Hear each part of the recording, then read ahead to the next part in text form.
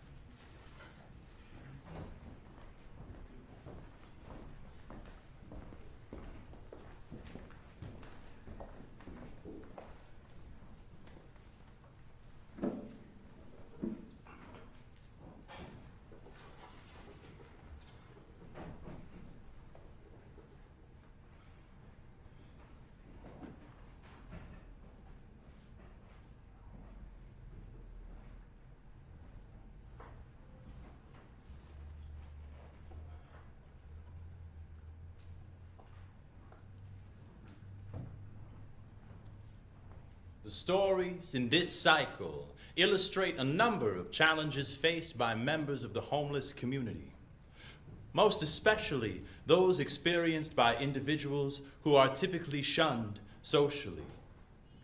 Because of this, there are traumatic topics addressed with frankness, though we attempt to avoid graphic language for the sake of survivors in the room. Please remember that this world of ours is shaded in a million hues, and that sorrow and joy are not mutually exclusive. Grieve for their struggles, but open your eyes to their vitality.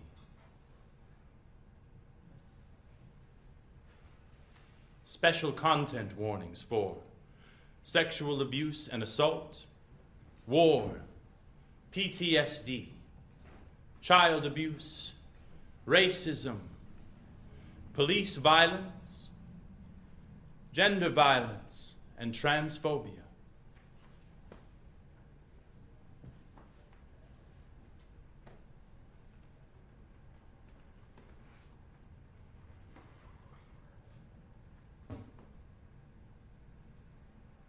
Average life expectancy in the U.S., 76 years.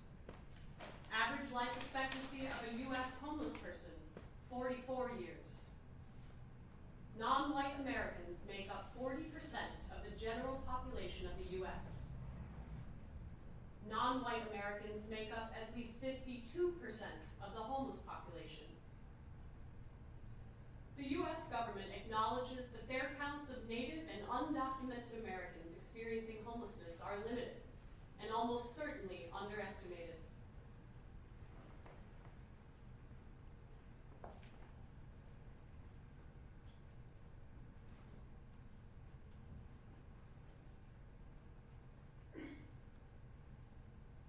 Let's talk basics. At least 585,000 people each night are without a stable residence, without the benefit of utilities or secure space for possessions in the United States of America.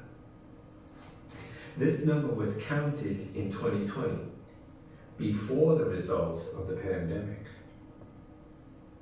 Of these people, approximately 35% are without any shelter whatsoever. These are the people you see in doorways, in parks, in alleys, digging through trash bins, standing around barrel fires, and desperately trying to survive in a world that rips down their tents, burns their belongings, and dumps bleach on their food.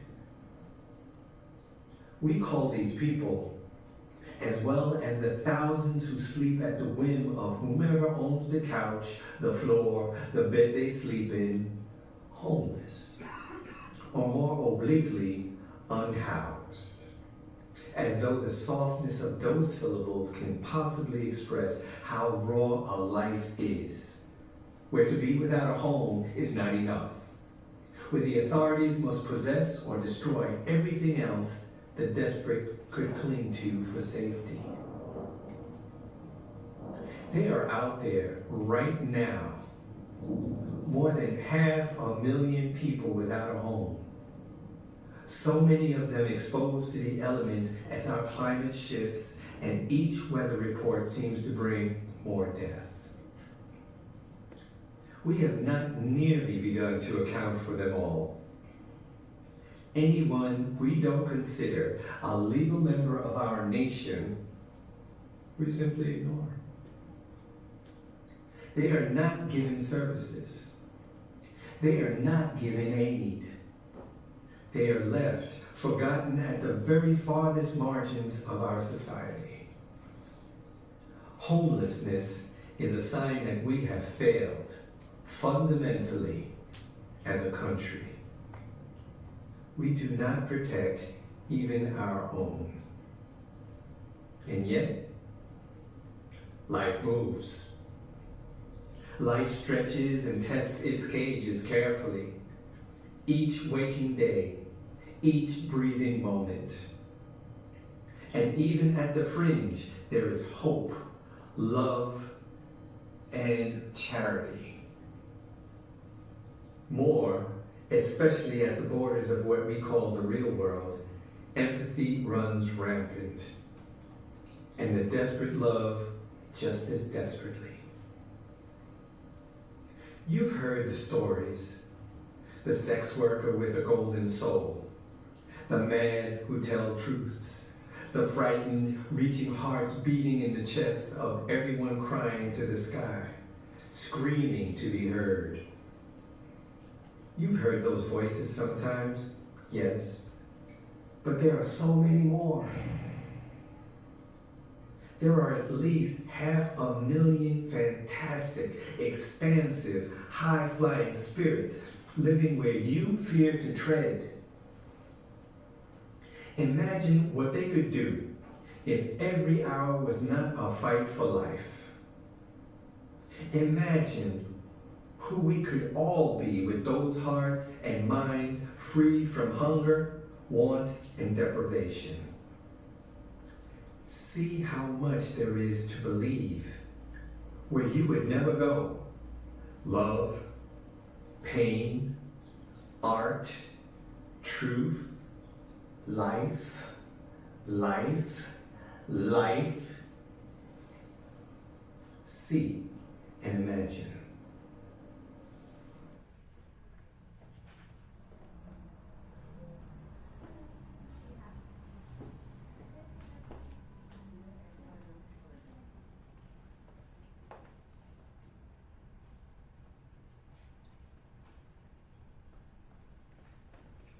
Up to 2 million people in the United States are actively engaged in sex work.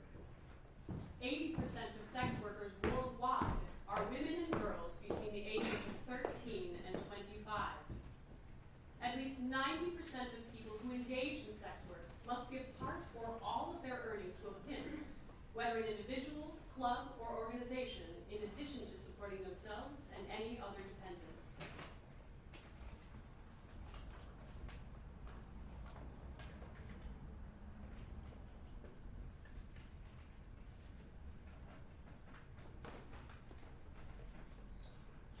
Once there was someone who dreamed themselves into a different person in order to escape hell. They were born there and never knew anything else. But they had heard stories about far-off lands where the air did not burn and love was not lies. The tricky thing about hell is, if they recognize you, they have you. They know your heart, and they've tasted your pain. You must transform completely. Reshaped, someone flew far, far away and left those hounds leagues behind. They never did change back like they thought they might, but they did change again and again, and so did many other things.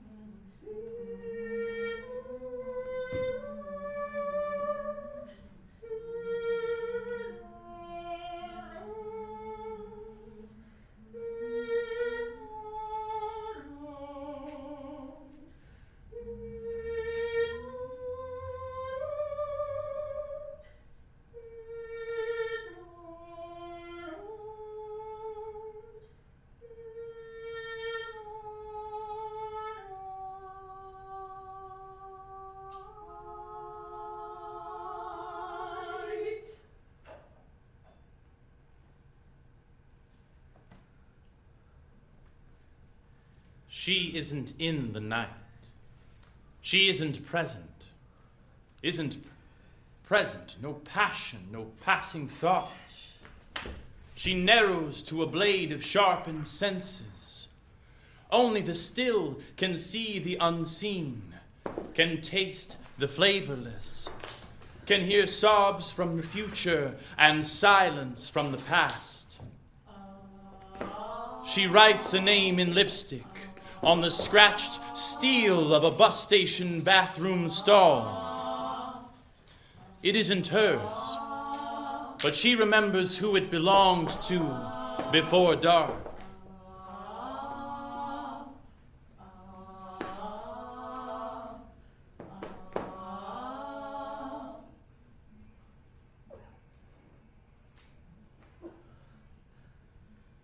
She isn't in the night. She's a skin changer, a werewoman, flesh made flesh, made monstrous. She is wrapped in scraps like something crawling from a tomb. They should fear her accusing eyes, and the knife she hides in her boot. But they believe what they see, alive and blinded by their own security.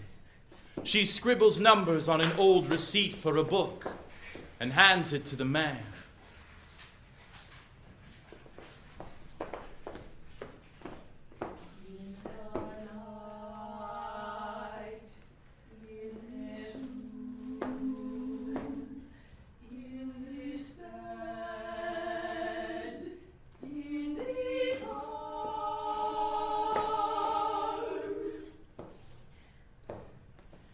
She isn't in the night. She isn't in this room. She isn't in this bed, or in these arms, or under this weight. And she isn't being broken by the crushing callousness of it all. She feigns a struggle, so much more exciting for them than a sigh. She sees his eyes, cold and void for an instant, before she remembers where she is and where she isn't. She draws a horse on the motel notepad while he is washing. She isn't in the night. She's in daylight, and the open sky over water, and the feeling of being as far from home as she can run in a day. And she is running away into the wilderness of the future. She writes in a journal, not about anything she knows, but only gentle things. She still burns them when they are filled in case any truths have seeped through. She's in the firelight too. She's in the glow of the coals, in the rising smoke, escaping skyward.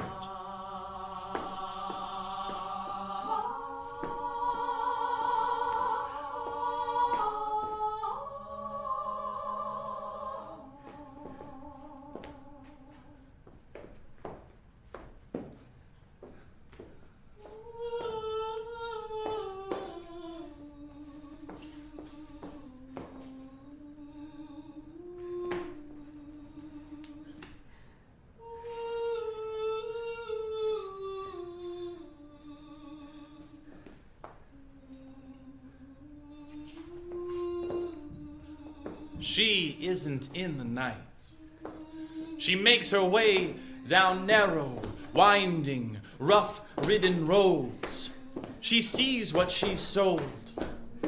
It was a reclamation at first, a reassertion of rights, the right to have, to hold, to give and to get. It was an exchange instead of the usual theft at first. She wonders now if she ever really believed that, or if she only wished to. She scratches shame into her forearm.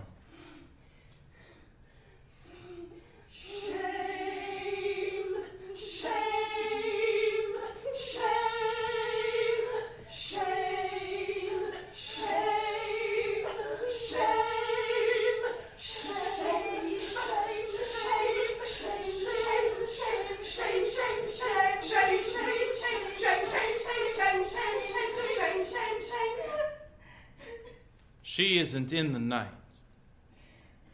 She isn't right. She writes her ciphers on the surface of her world.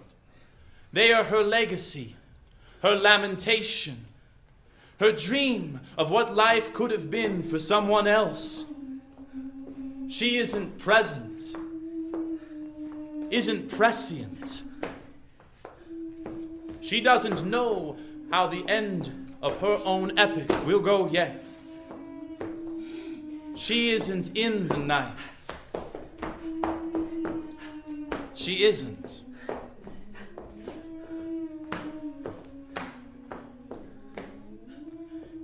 The night isn't rising It's fading to bright. She tells herself the story of tomorrow.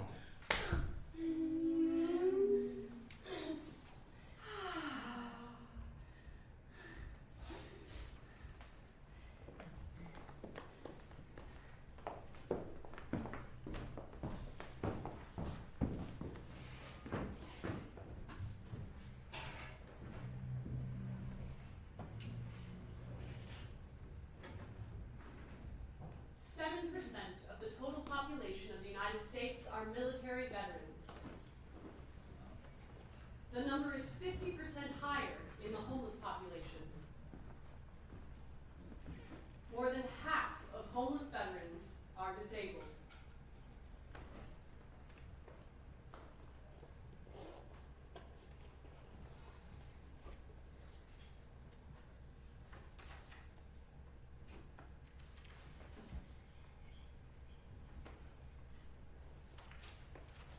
Once there was a young soldier who screamed and screamed every single night until someone heard and woke him and showed him the date again.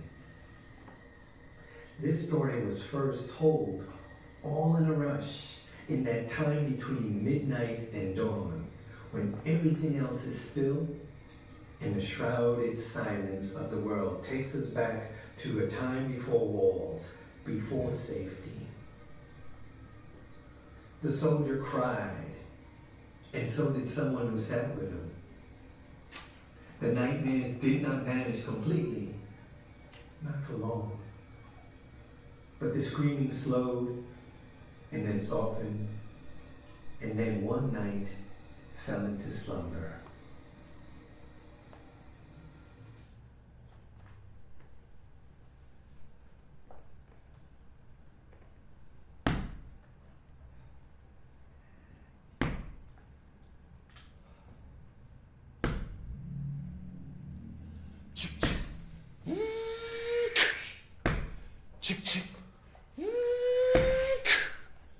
The sound of the photocopier humming and running along. He loses time, loses the thread of the story.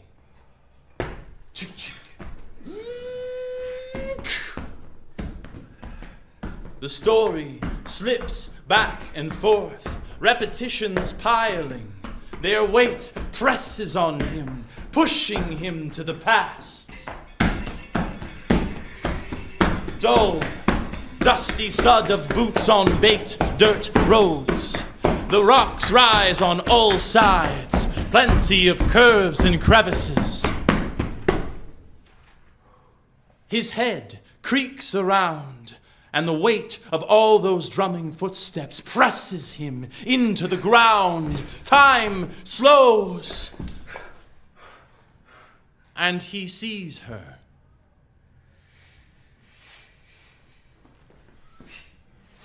She is standing directly ahead, bare feet on flat, rutted road. She looks at him, her eyes wide. He sees the gun in her hands. Rat-a-tat! He never felt his fingers move. Chick-chick.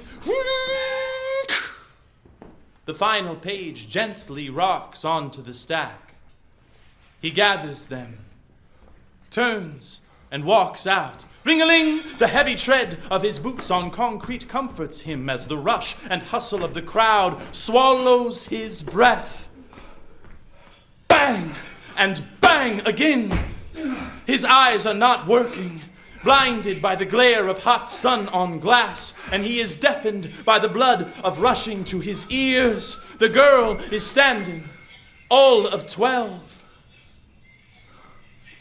She is wearing a paper white cloth that wraps around her head to keep the sun off. She is worried about the sun. He sees the gun. Rat-a-tat! Falling. He is falling, prone in the street, hands on head, ducked down. Bang! Bang! Who knows where? Bang! It's coming from, but it's bang pushing him to the past. The pit in the fenced lot nearby gapes hungrily. The clutching fingers of fear dig furrows into his chest. It's back. It's here, now, and immediately. The sun streams through columns of dust along their path. The girl stands up or steps out. Somehow she is there. He sees her eyes looking into his, both surprised. He sees the gun. Rat-tat-tat. His breath breaks in, and then the rising roar of the crowd surrounding him, pressing him, passing and threshing his carefully stacked stories into a flurry. He thinks the sun was hotter than this. Rushing past his teeth and down as deep as memory, bathing that knot of frantic flight in sweet, inflammable air. She stood there, all of 12 on the road. Rat-tat-tat! Rat-tat-tat! She stood there. She was worried about the sun, eyes wide, that gun falling, paper white rags in the dust. He never felt his fingers move. Rat-tat-tat!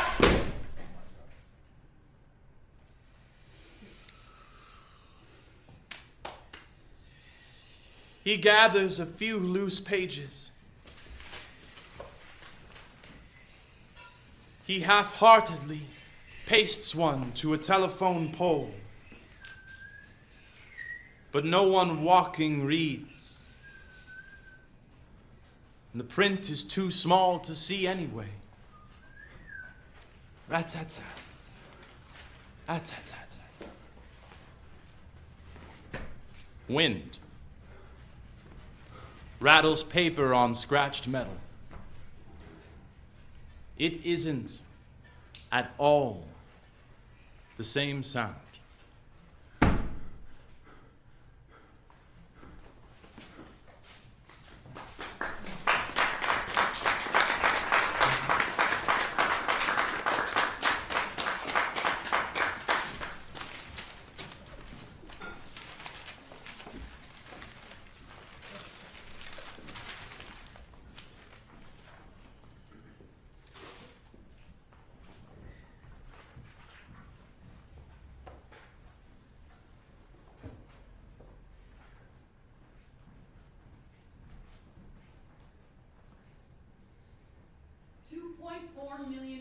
Children are homeless.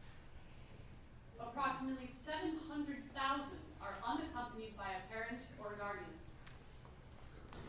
Of those children, an estimated 40% are members of the LGBTQIA+ community.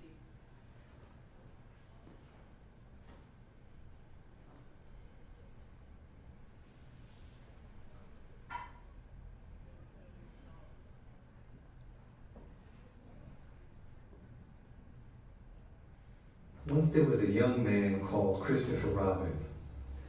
He was always called this, but it was not his name. His mother, schizophrenic. No father, no siblings. He raised himself on the street, and his mother too.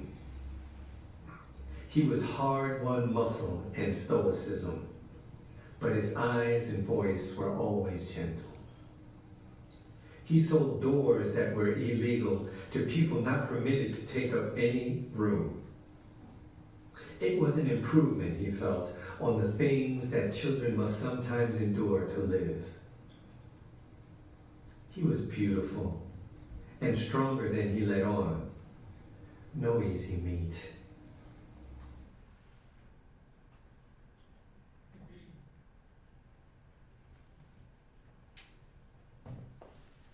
We're waking up. The smell of sun-warmed dust like a promise in the air. No huddling and huffing a damp day away. No, we're rising, all of us together, our fledgling flock. We are shaking off torn blankets and dreams of some mysterious world where we are children instead of what we are, free. We are sharing out food filched the day before, have to fuel the day's dance.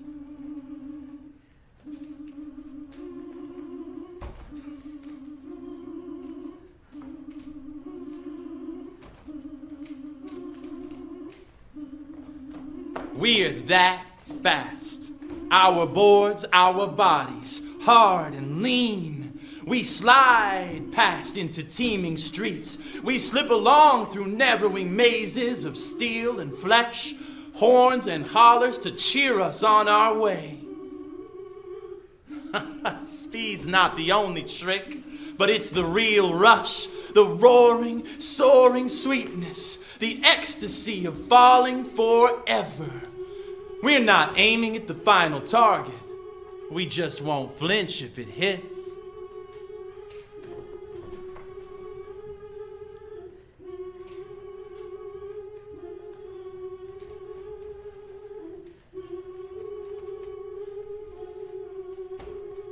We're alive.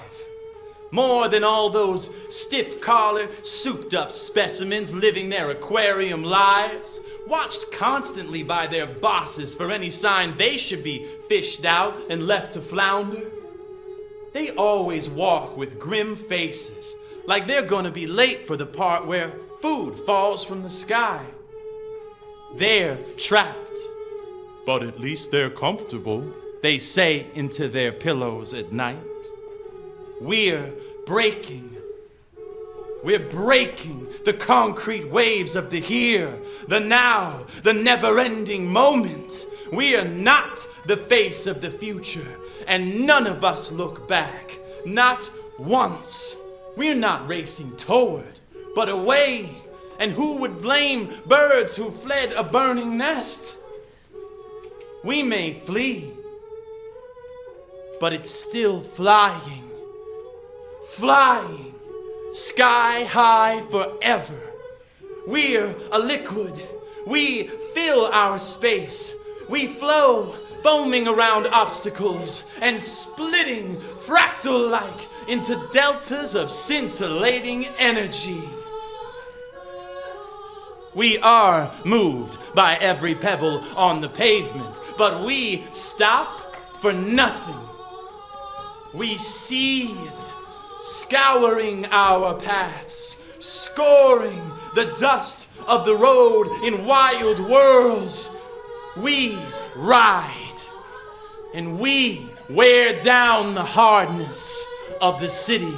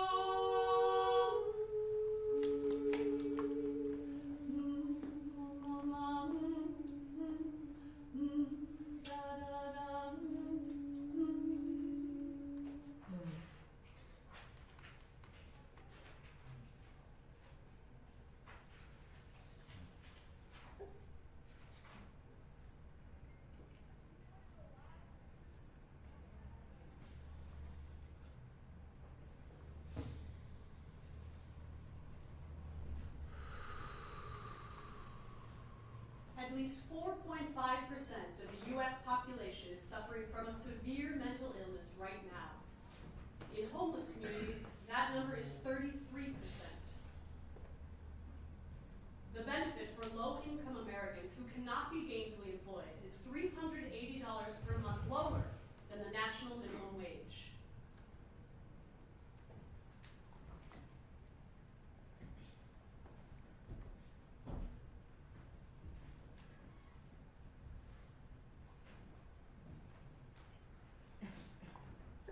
Once, long ago, there was an accomplished surgical nurse who gave up her career to become a mother.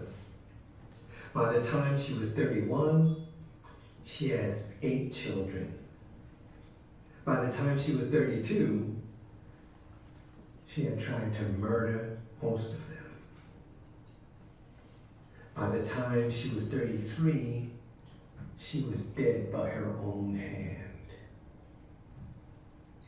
her grown children still remember the delusions and violence, but they also remember her intellect, her kindness, and her love before the disease took it all by force. Perhaps she saved them from herself, but then this left deep wounds too. Better for something to have saved her first, after all.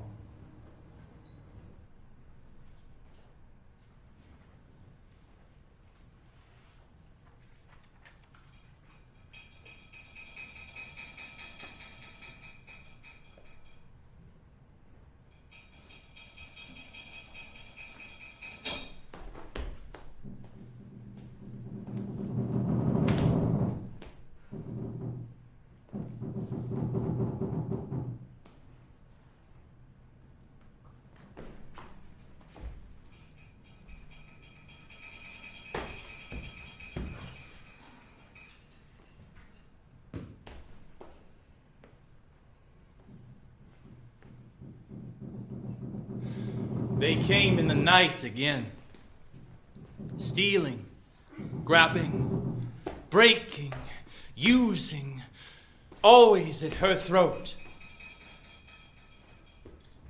She could find them in the light if the stars would let her see.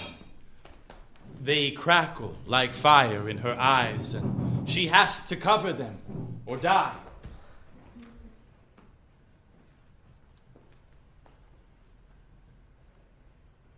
They won't believe her where the beds live. She tries, on those coldest of colds, to make them see the danger. But they say, knife out, you in, or both out together. And so she takes her knife and she goes home to the sky.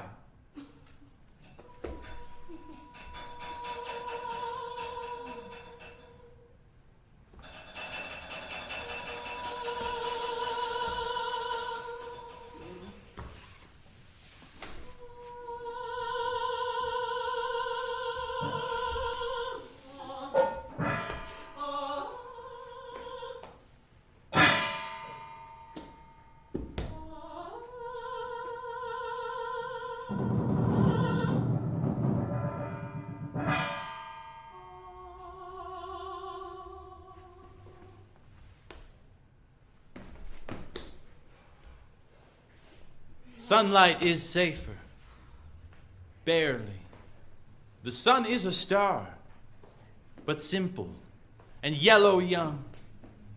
The ancient giants are the ones to watch out for, reaching their tendrils of dying fire through the meat of their own orbits. Their incipient malignancy, the coming whole in time. She knew it was them, those voids behind the aging light, who sent their spiders, blind, crawling nightmares to torture her. She knew them. They would come for her, wide-eyed and shining like a fusion bomb. And she would fight. Fight them. Fight them back. Until the shocking touch of their fangs laid her down and dropped her knife from nerveless hands. She can almost remember, sometimes after they have brought her here, after the needles and the sweet sips of something that is not water. Figures and equations dance just out of sight. Her vision clears for only a moment. She sees truths.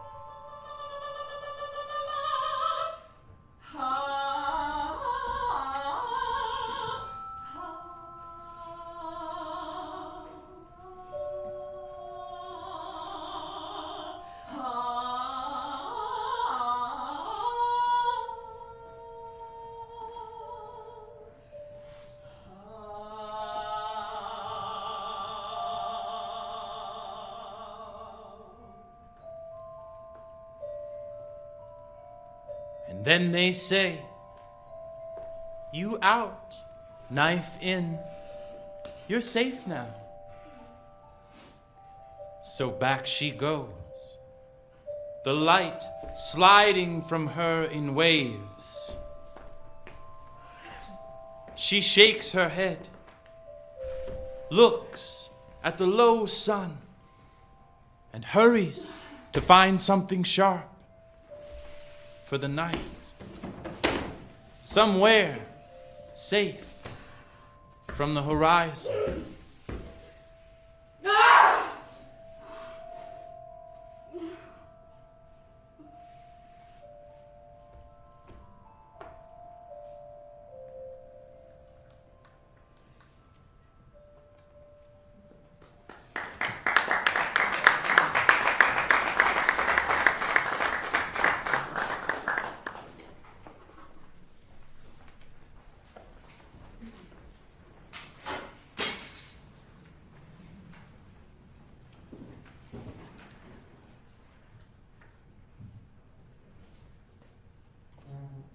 Up to 47% of homeless people are employed in a legal job.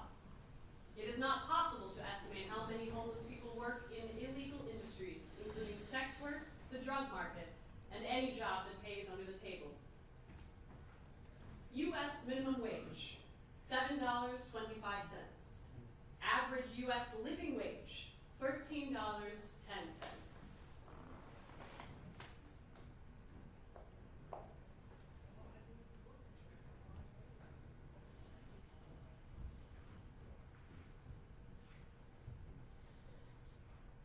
Once there was a musician. He lived on music, breathed it in like air, grew it like skin covering him. He fled hell on dreams of far-off lands, and after many treacherous roads, found one. He lived in his wagon until they took it away, and then he lived where he could. Someone gave him a job with no reference or home to his banished name, and fed him too. He found his feet in time and set off on a more level path to adventure beyond the daydreams of his former self. But the city air on cold concrete still sings in his voice, and he will never leave it entirely behind.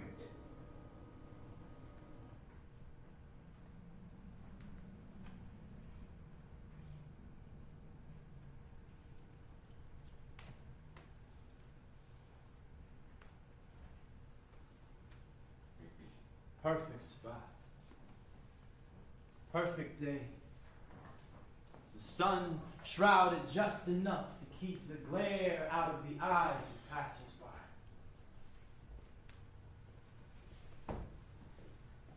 The old doorway, great, locked tight with rusted chain, deep enough that he can tuck himself inside. No one tips a tripping hazard. He opens his case, takes out a guitar covered in layers of old stickers, and he sits down. His hair is blue, water falling down half his face, the sides shaved. He wears a suit coat and suit pants and a vest and a newsboy cap, and none of them matches. And none of them are their original color. It's hard to say if home is a part of his vocabulary. He has gentle eyes, and the hands that touch the guitar are careful and caring. He starts to play. He sings. Love, love will tear us apart. again. Love, love will tear us apart again. While walking past, a black-clad girl hums along to the rhythm of some other song playing on her phone. She doesn't need to hear it anyway. It's already something she's known for too long. He sees her gutter punk eyes and the stamps on her hands and changes the tune to something she could dance to.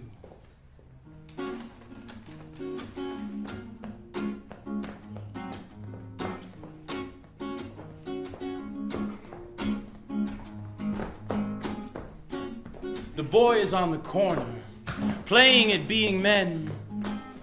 They are hard as their guns and tricky to handle. They're full of the powder of their own desperation, ready to explode at a spark.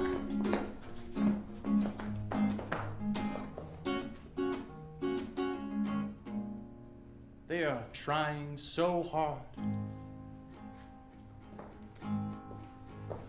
My makeup may be flaking, but my smile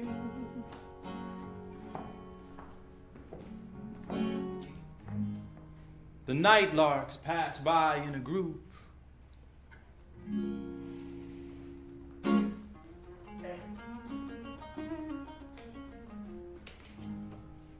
Though there should be something better. A word for them rampant, for their ringing laughter.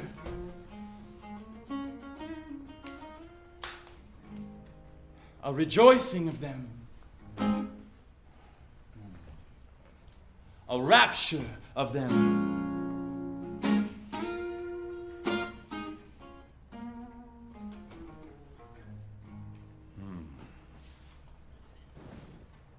A resistance. Okay, ladies, now let's get information. Okay, ladies, now let's get information. Prove to me you got some coordination. Okay, ladies, now let's get information. He chants, the guitar his only echo. He thinks how hard it must be for them to sell the bodies they were banished for building from boys to men who would never own them as a daughter.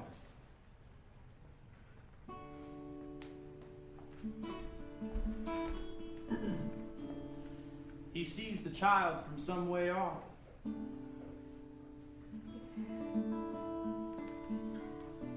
Her small form barely visible behind the hulk of the man. She is a pallid, hollow-eyed angel. Clouds of red curls around a face of bruised porcelain. He knows where she's going. He does not know the man. Doesn't have to. He knows who she is.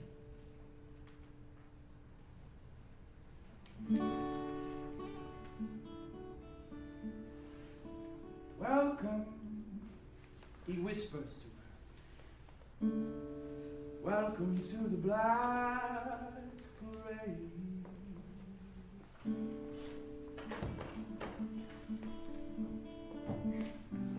We are all your family now.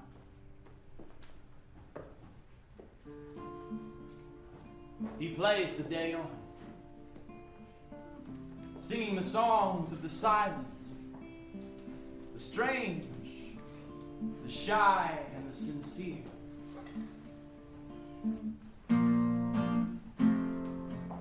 For who is more honest than the outcast?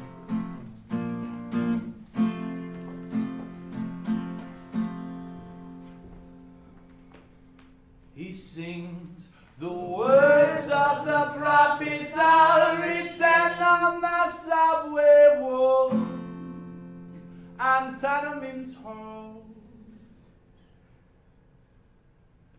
He sing are written and shouted and carved into flesh. The soldiers, the skaters, the sisters in sin, the lost legends, the subterranean, the lives that happen when we look away.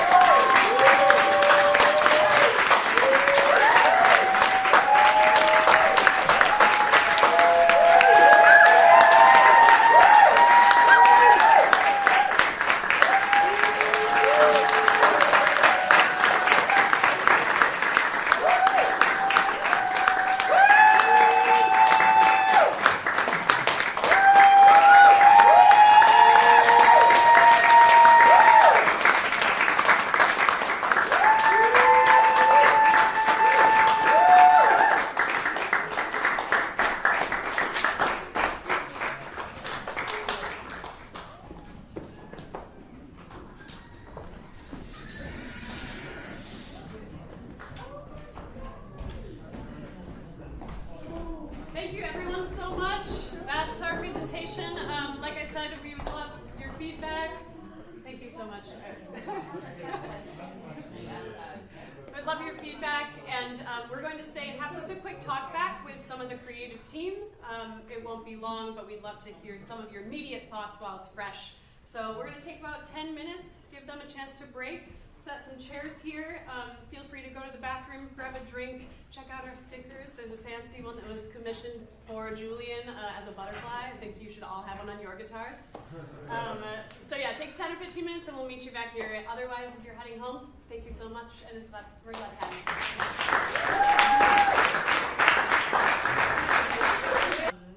you. Informal. We're capturing some questions because we'd love for this piece to go on. So we've got our camera running. We're going to capture a little bit of inspiration for the piece. You do not have to stay if you get bored. Please feel free to walk out at any moment. We will not be offended.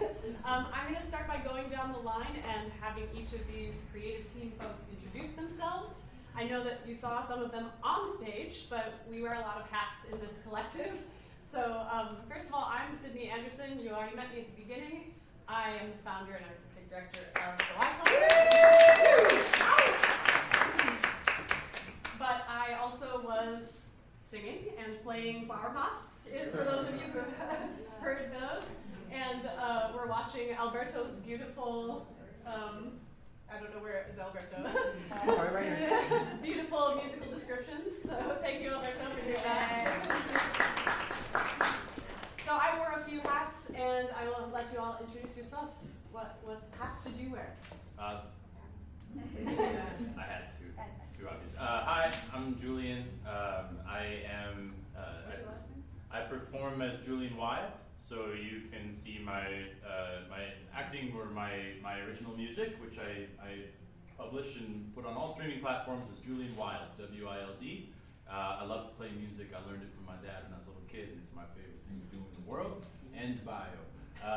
I am, in real life, I guess, not my make-believe world, I am Julian Singer Corbin. I am the director of production for the Y Collective, for our residency here, and I'm feeling a tremendous amount of gratitude today, especially for Nancy Manisharian's The Cell Theater. Give it up!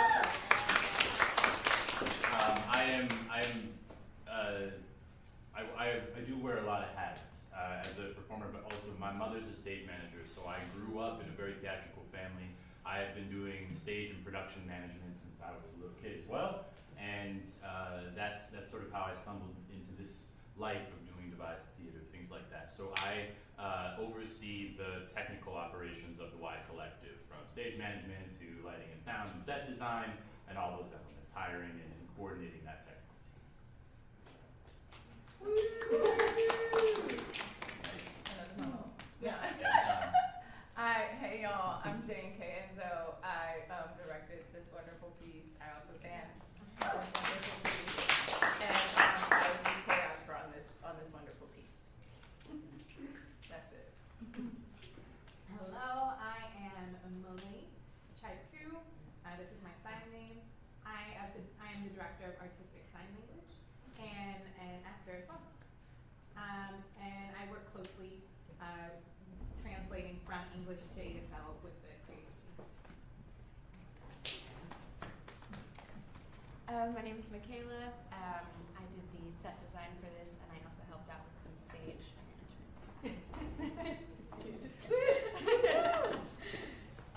My name is Zoe Griffith, and I was the lighting designer for the show, which was so much fun. I was also pushing a lot of buttons during the show, my official job title.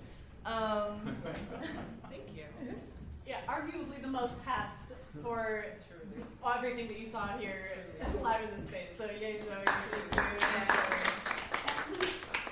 Cool. So I have a few questions for y'all, one for each of you, and then I will let those who are sitting here offer some feedback and a few questions. Again, no pressure to stick around. We're grateful that you're here. Julian, I'll start with you. You were the only person speaking during this entire thing. There were other people who were sharing your role, but you were the only one who spoke live in this space the entire time. How were you able to compartmentalize a role that big with also having to put your technical brain on for all of the other hats that you wear for this organization? How was that for you? That's a really good question. It was stressful a little bit, but it wasn't that hard. I have a crew of angels, I call them. There are angels who are not here, but there are angels who are not on stage. Hannah, angel, absolutely. Sebastian, who is maybe tuning in on the live stream, angel, absolutely. You have to. Oh, Richard, if you're up there, angel. Who helped us out running and facilitating the live stream tonight. Thank you so much in Sebastian's absence. And this is a collective model. This is a community model. We don't think that community theater means amateur, and so we want to still offer everyone who has many talents many opportunities. The playwright Vayl really liked my voice and liked the way that I read their poetry, and I really wanted to offer them my talent as a voice actor, and so I had to try my darndest to relax and hand it off and trust. And luckily, whenever you take on something like this, the universe sends you angels. All the people you actually need, all the things you actually need are in front of you when you need them. And this was an exercise for me in opening my eyes and allowing the universe to offer me these angels and trusting them. And I think they did an incredible job. I think the show looks wonderful. Mm-hmm. Absolutely. Thank you, Julian. Enzo, when I approached you about this piece, one of the first things you said about it was that the poetry danced off the page for you. Mm-hmm. Can you describe how you felt reading it the first time and expand on that description about your experience? How did that help you to develop body language for each of these characters?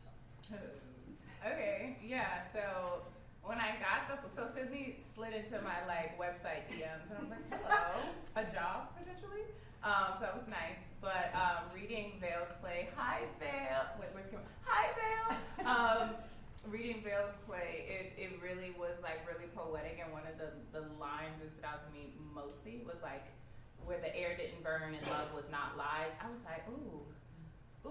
And then I kept reading because that's obviously graffiti's pre-new text. But yeah, every character I felt like I knew, whether it was pieces of myself or things that I went through or people I know who are going through things, sex workers, homelessness, poverty, just in general. It was really powerful. impossible to read, especially just feeling like I could relate to it. And so each character kind of had its own distinctive, fluid movement that I felt. Graffiti was like kind of very fluid, but Broadside is really hard, but also has soft points. Everything was kind of playing on the highs and the lows, and what's on the nose and what's not so on the nose. Ballet is very fluid, obviously, but Marco also has like the ability to like really pop, lock, and do all of that. So incorporating like the character's journey with the bodily journey, with the poetic journey. Yeah, just like baking a cake with a bunch of layers. So many layers. So many layers, but I don't bake, so. And one of those layers was adding sign language, was adding this layer of visual language. And Melanie was our director of artistic sign language. Melanie, I would love to hear from you. I know that you've talked to us about this, but for those in the audience who have not experienced the intersection between poetry and sign language, can you describe the challenge that you faced and some of the things that you let us in on about why it was such a challenge? Yeah, definitely. So when I got the script from Sydney, you know, I looked through all the poems and I was like, ooh, it is very wordy. There is a lot of words. As I was reading it, I had to reread it, and I'm not really sure what all this means. So I was asking the creative team, you know, the director, the choreographer, the writer, all right. This is a lot. This is a whole lot. And am I really understanding the words? I don't really need to follow the English word for word, but instead of, you know, the things that are more abstract in English, you have to make more concrete for a visual language. So we spoke with them, a lot of discussion with the creative team, a lot of asking what the meaning, what the significance of certain things was for both the writer and for the actors. You know, the topic of mental illness, yes, I understand that because I have members of my family who have mental illnesses.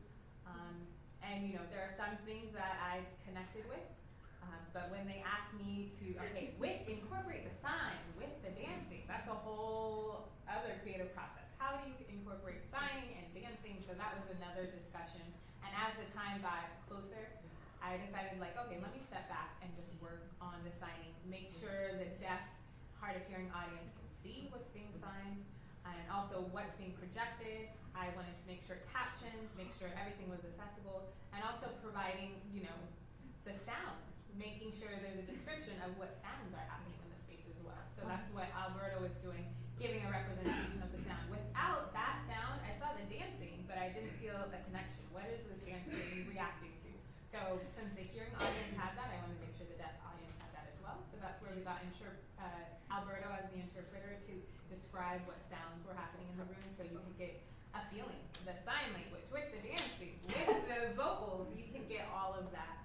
And it worked out well, yeah. It seemed to be successful. It seemed to be incorporate well. Yeah, thank So you. good job to everyone. And the cast, the people behind the scenes, great job. It was definitely a big challenge in a very short amount of time. Yeah. Well, thank you, Melanie. I just wanted to say it's been an absolute honor to work with you, and you've been so patient with us as we learned just how different the pacing of these languages are, especially when you're talking about poetry. So thank you so much for everything and for being here with us and taking this challenge on. Yeah, just want to offer gratitude. Yeah, I appreciate it. It's been fun. Love you too. Michaela, what are we looking at back here? And can you describe why you chose the materials you chose for this backdrop and what it represents? What are we looking at? Yes, I would love to. Okay, so we'll start with the elephant on the wall. That was the first piece that kind of came to me after I read poetry, the most brilliant poetry, and I immediately felt as though, similarly, maybe not dancing off the page, but I felt magic. I was like, there was magic in these lines and in these lives. And so I wanted to pull that magical realism out and I recently became obsessed with a stage designer named Devlin. And she speaks a lot about how putting cityscapes, model cityscapes on a wall can really help to create a space for an audience.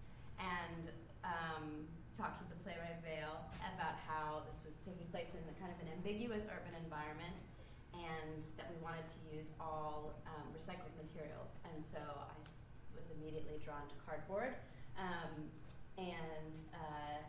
Basically, I walked into an art store and I was like, may I take this box of cardboard and then I will buy paint from you? And they said yes, and so we put this together. Thank you, Sydney, for all your help. And the blue lines you see here, I was trying to grasp at that magical feeling and really paint alternative roads into this cityscape, so that there was that dichotomy of the things that, the lines that keep coming up, of like the lives that we don't see when we look away. And I wanted them to feel a little magical, especially when the lights went out, because there is also such a play on light in this whole piece. So that's why I chose a very faint glow-in-the-dark overlay, so that when you had that blackout, if you noticed it, I hope you noticed it, that the piece actually glows in the dark. And then the rest of this is a lot of, we knew we wanted the barrel. We knew we wanted the barrel to have some sort of fire element in it. We also knew that we needed, what else did we know we needed? I think that was it. And a couple of crates. And then they were on stage and it felt empty. And Julian looked at me and was like, you know what you have to do? You go downstairs, you pull a bunch of things, and you feel it out. And so that's what we did up until yesterday. And what I was trying to really create is a home. A home where somebody is making themselves feel as comfortable as possible. And I wanted to, put some place that felt a little sacred, so you'll see candles and a mirror. This person also in my brain is an artist, and so actually what came to fruition a couple of days ago is that this piece on the wall is actually something that they're creating actively. They're creating their world. And so there are scraps of cardboard, the extra paint, and a couple of tools right in this corner over here, as well as some books and a pillow and blankets that I felt created some warmth. Yay. That was a long description. Thank you. That is the case.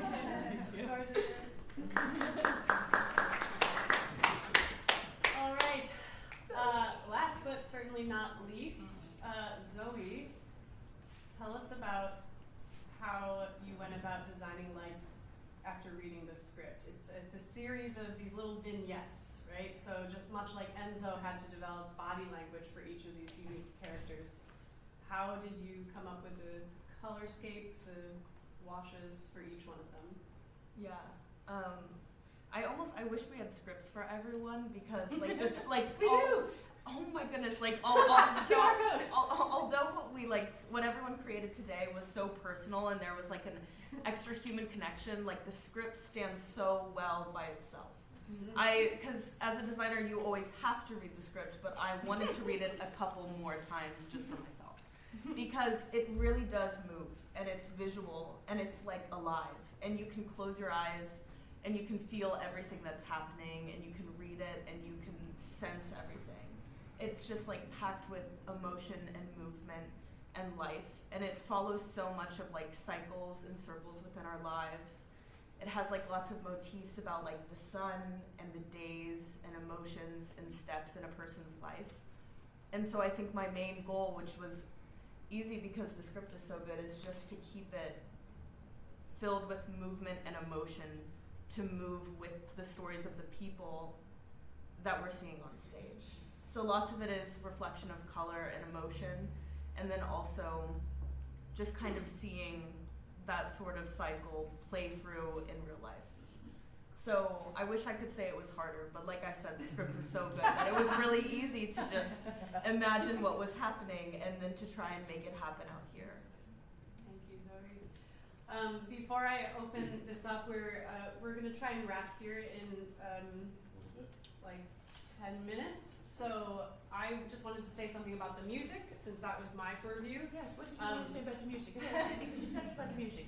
So Vayl and I spoke, and like Zoe said, you know, the poetry does stand alone. And my feeling about any multi-layered art is that when you add a layer, you have to treat it with great care. Otherwise, it can just stay a poem. You know, the poem is good enough. So if you're adding movement to the poetry, then you gotta take great care over that movement and make sure it doesn't distract from the text. And if you're adding music on top of that, you need to take great care. If you're adding lighting on top of that, right? So that's what we were workshopping, was how many layers can we put on this and still hear the text? So with the music, I am an opera singer by trade. And so I read this piece and I thought, this needs an incidental score. This needs scene change music at least, or some kind of emotional subtext. Because that's the world that I come from, is emotional subtext through music. So I commissioned 4 composers, technically 5, because Julian was the 5th, but 4 other composers that are in my network that have written for the collective before.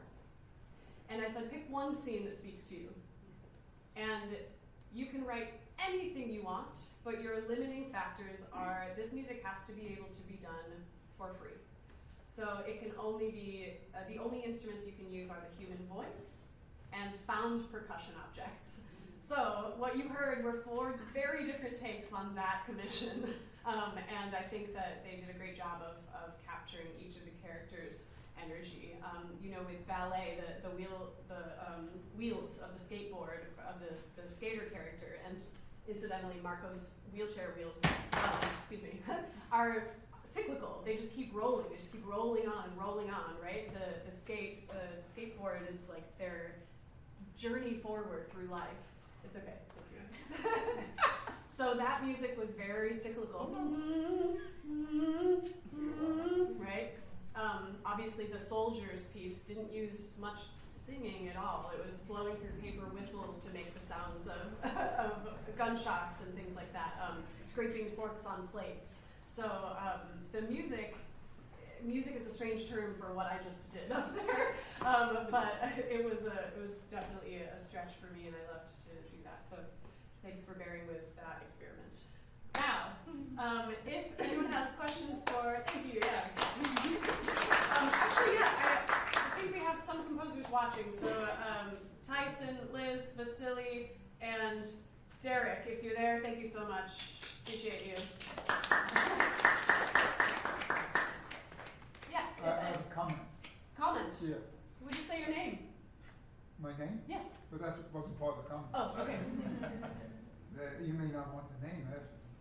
Fair. I thought this discussion here was wonderful.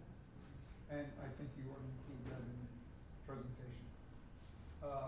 Because it gave me a little bit of a focus here on what it was about. I found the 5, things written on the wall pretentious. You know, the whole idea of homelessness, deaf, crippled, poor, sick. You know, look how wonderful the show was, look how wonderful your experience was. Sometimes one needs to go into the underground, so to speak, to surface what a beautiful voice he has and things like that. And so I really appreciated this that bolstered my opinion of the last show. So that's all. Thank you for that. Yeah, that's it's a really welcome comment, and thank you for that. My name's Stephen, since you like it. Thank you, Stephen.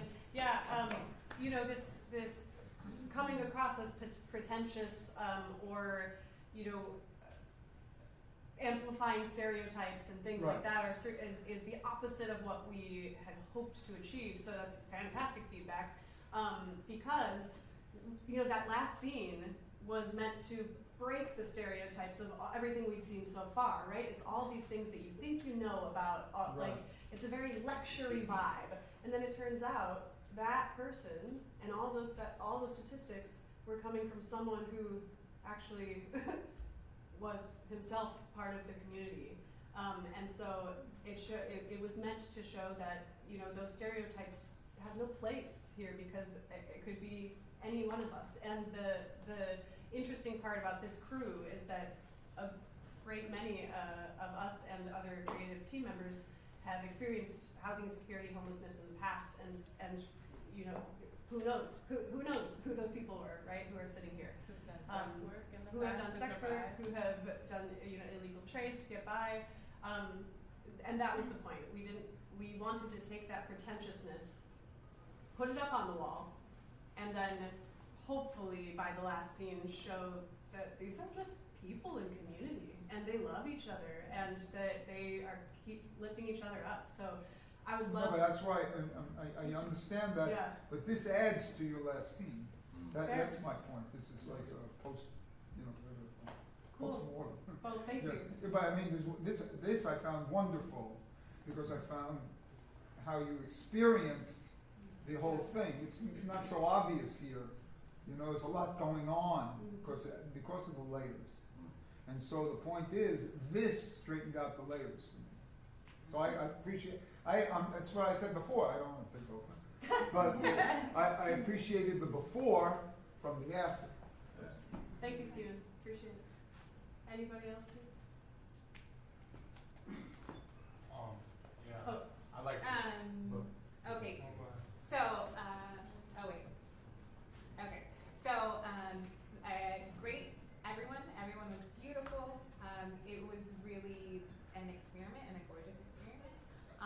As I was watching, I'm a deaf individual. I'm from the deaf community. American Sign Language is my first language. It's my heart language. So I was thinking for deaf, blind, deaf, and disabled people who are experiencing homelessness, I was hoping to see them in the story as well. You know, it was great to see things being interpreted and have full access to it. As an audience member, you know, it was great to have that access. But as far as the access, telling the stories of deaf and disabled people who are homeless, that wasn't there. So I was really waiting for it, you know, the choreography, the dancing, you know, the fact that there were people with disabilities performing was beautiful. But just an idea, you know, there should be some deaf stories, hard of hearing stories, deaf and blind stories, deaf and disabled stories should be included in this. But again, beautiful work. Thank you for that.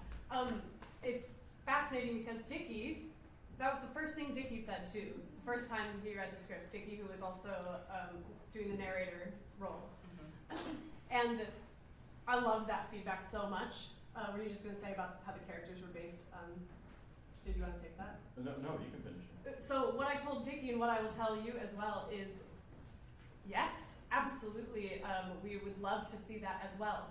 This play and these 5 characters were based on memories of specific people that the playwright lived with in community in various times during their own experience with homelessness. So it happens to be just one snapshot of the demographic of individuals that they lived among. And there just didn't happen to be any deaf or hard of hearing individuals in that community. However, that's taken on. You know, we've talked about this a lot. Like, it can grow. This was only 45 minutes, so maybe there are more characters that we can consult about and add in. So yeah, thank you for that. Appreciate it. Great. And yeah, so first of all, good job to Dax. I'm a little shy. My name is AJ. So, thinking of the theme, the mothers section, very beautiful. But it was a male's voice for a female who has experienced mental illness. So I think for the mother part, like, I think when we're talking about parental mental health, when we're talking about, you know, going through tough times, the challenges, it should be a female voice instead of a male voice for that. And I really connected it because, you know, I wasn't close to thankfully I was close to my mother growing up who experienced some mental illness. But yeah, I think that's just something to keep in mind.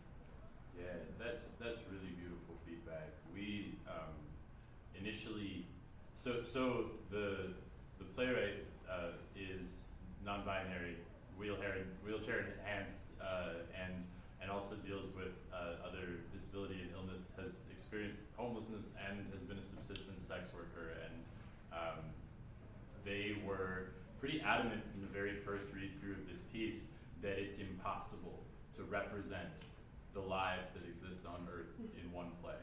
And so they wrote these characters of the narrator. My role was initially written for Norm, who could not be with us through this run for health reasons. And when I think we had a day where we were talking in rehearsal about how there was just a lot of men speaking this play, and that we are less than half the population.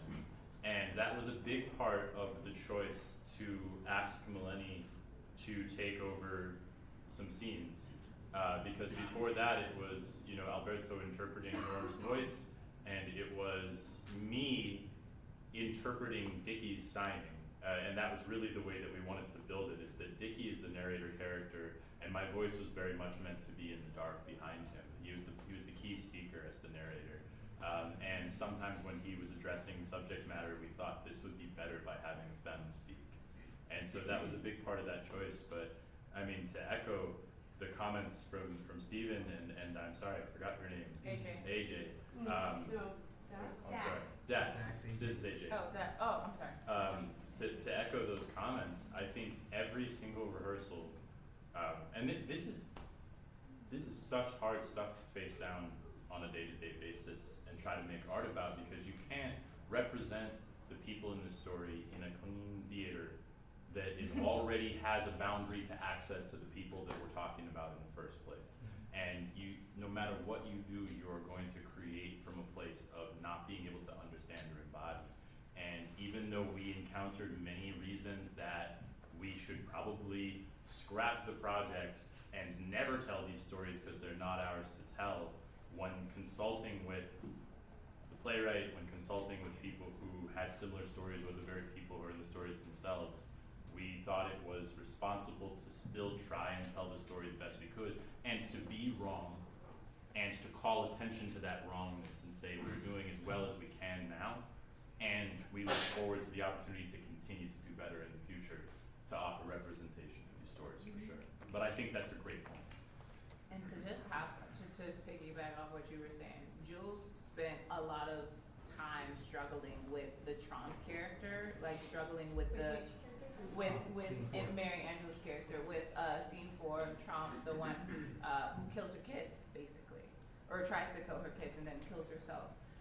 Julian struggled with that, reading that and telling that story. So to your point, AJ, you literally said, I don't know, this is hard, I don't know how I feel about telling this story. And it's like, I agree, femme stories should be told by femme people. And to your point, Stephen, I think that